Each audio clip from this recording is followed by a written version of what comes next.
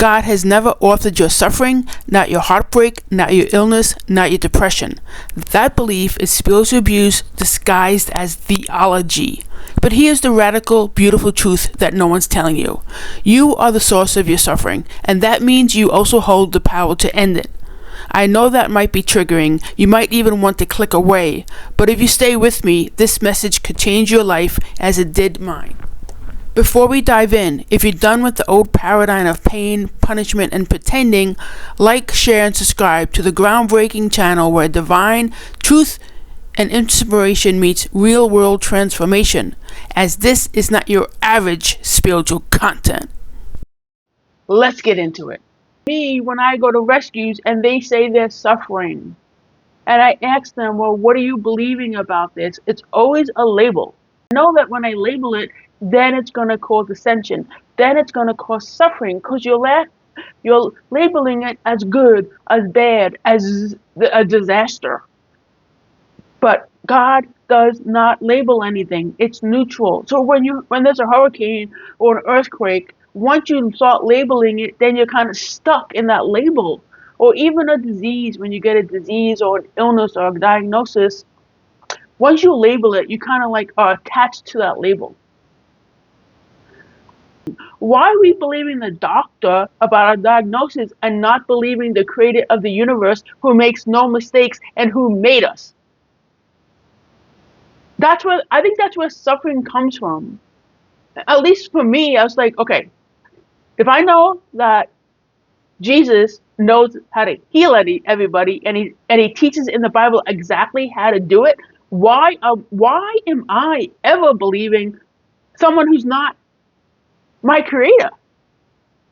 I happen to know that the doctor has an agenda, and what they might know how to heal you, but what they don't know might kill you. So just take that as 2 cents you want to take it. Leave it or give it or whatever you want to do with it, okay? But can you do this for 1 hour maybe 1 day? Just do it for 1 day. Don't label anything. If you have a diagnosis, don't label it. And just say, I am so grateful or happy, grateful. Thank you, Father. Thank you, Father. Thank you, Father. Thank you, Father. Thank you, Father. Thank you, Father. Thank you, Father. Thank you, Father. I'm so grateful for the healing. I know you'll take care of it as it states in your word. As it states, as I know you will. You're all loving. You're all limitless. I know you don't make mistakes. I know you're going to take care of it. And then imagine it happening. Imagine you're healthy. I do this. I imagine where I go to the doctor and I get a clean bill of health. And I imagine it and I imagine it and I imagine it and I imagine it. And I hear him saying or her saying, you're completely healthy. And every time I do that, when I go back 2 weeks or a month later, guess what? I'm completely healthy. So if you're suffering, your suffering comes from within you. It comes within you based on all your limiting beliefs. Start asking yourself questions. Well, why do I believe that? And you're going to get an answer. Well, why do I believe that? Why do I believe that? No, this is not right. And then you eventually get to an answer where it totally brings everything together. And I know, because I've been through it, it could be gut-wrenching. And it could go against everything you've been taught your entire life.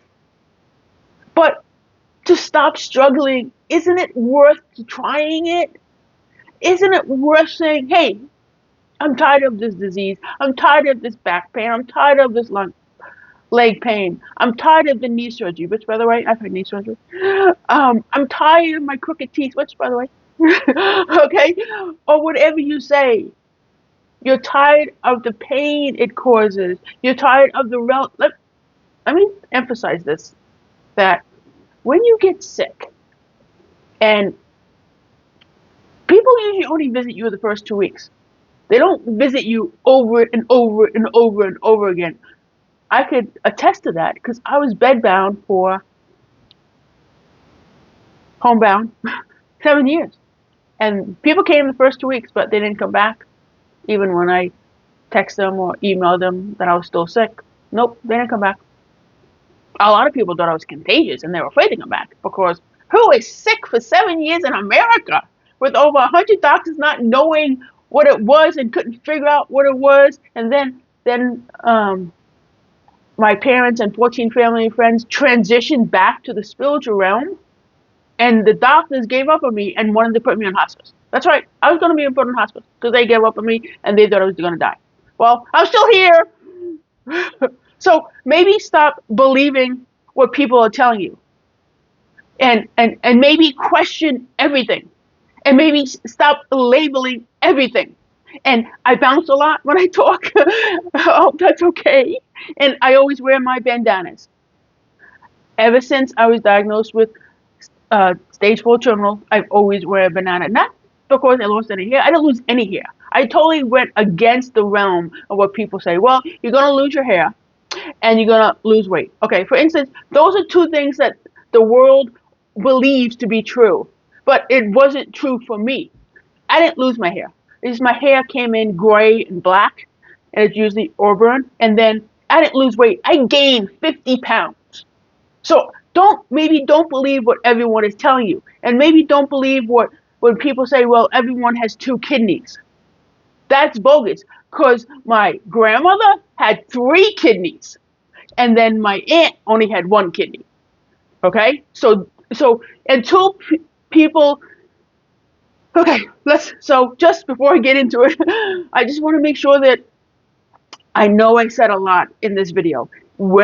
Again, and I didn't look down on my notes because there are no notes because I had a little sticky and I didn't even have a sticky. I pray, I meditate, and there I go. Okay? So let's just try it. Can you just please try it? If you're tired of the suffering, if you're tired of the pain, if you're tired of the pills, if you're tired of taking drugs, just note, this might help you, guide you. Just note that the word doctor and physician in the Bible was a mistranslation. It wasn't never supposed to be doctor and physician. Originally, the word was spiritual healer. Spiritual healer, because that's what Jesus was, a spiritual healer. Therefore, if you know Jesus was a spiritual healer, and the word really was spiritual healer, and you know that God is all neutral, and you know that Jesus was looking for teaching people how to heal themselves, not looking for followers, but looking for leaders and people to heal, maybe for the next week, love yourself, love your body. Love is the highest energy. Even if you have something, love yourself.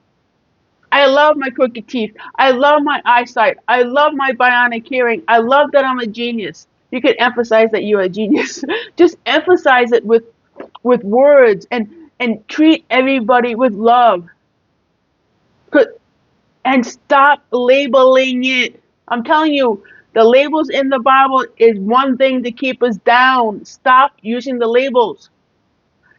If you believe that the essence of God, the source energy, doesn't have a label either, why are we labeling everything? When God is neutral, nothing is labeled. So, go into the secret room.